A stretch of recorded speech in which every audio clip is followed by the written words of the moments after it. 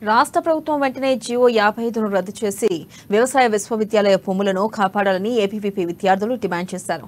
Varsity భూములను high court నిర్మాణానికి కేటాయించడంపై professor Jayashankar sir విశ్వవిద్యాలయంలో వారు నాలుగో రోజు ధర్నా నిర్వహించారు. ఇక హైకోర్టు కోసం యూనివర్సిటీకి చెందిన 100 ఎకరాల భూమిని కేటాయించడం కరెక్ట్ కాదని ఆవేదన వ్యక్తం చేశారు. ఎన్నో జీవరాశులు కొలువైన వ్యవసాయ విశ్వవిద్యాలయం స్థలంలో హైకోర్టు కడితే పర్యావరణ పరిరక్షణకు తీరని ఆటంకం ఏర్పడుతుందని వాపోయారు.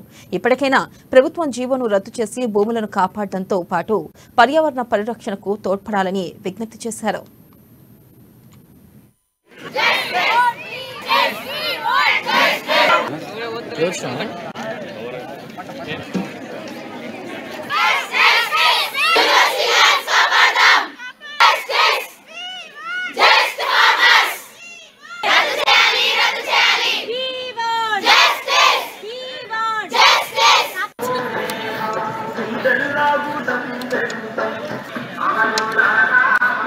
ఇక్కడ మేము జియో 55 కి అగేన్స్ట్ గా ఉన్నాము. ఎందుకంటే ఇక్కడ హైకోర్టు వస్తుంది, ప్లస్ ఇక్కడ చాలా చెట్లు ఉన్నాయి.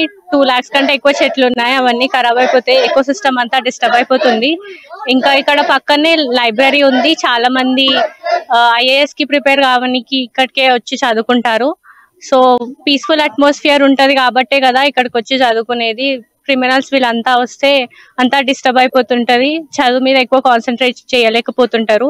మెయిన్ గా మా అగ్రికల్చర్ ల్యాండ్, మా పీజేటీఎస్ యూనివర్సిటీ ల్యాండ్ ని కోర్టు నిర్మాణం కోసమే కేటాయించడం జరిగింది.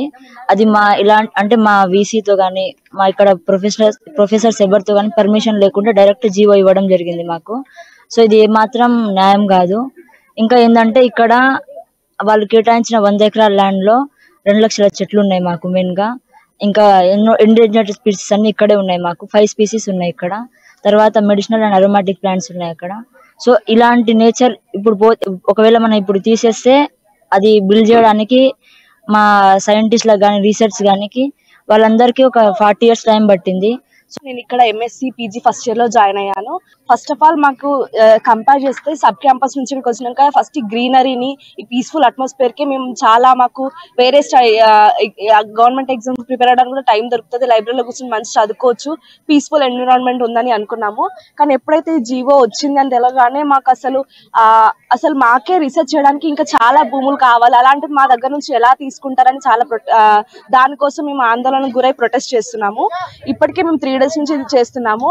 ఇంకా మీరు మేము చేస్తున్నది మీకు అర్థం అవ్వకుండా మీరు మీ దృష్టిలోకి తీసుకురాకుండా దీనిపైన ఏం యాక్షన్ తీసుకోకపోతే ప్రొఫెసర్ జయశంకర్ విశ్వవిద్యాలయం 100 ఎకరాలు భూమి ఏదైతే హైకోర్టు నిర్మాణానికి జియో నంబర్ 55 అమలు చేసిందో ఆ జియోను తక్షణమే రద్దు చేసి మేము తెలంగాణ హైకోర్టు నిర్మాణానికి నేను వ్యతిరేకిస్తలేం. కాకపోతే వ్యవసాయ విశ్వవిద్యాలయంలో ఈ హైకోర్టు నిర్మించవద్దని మా డిమాండ్ చేస్తా ఉన్నాం. ఇవాళ గత 4 రోజుల నుంచి మేము విద్యార్థులందరం కూడా ఏకమై రాష్ట్ర ప్రభుత్వానికి మేము విన్నపిస్తున్నాం.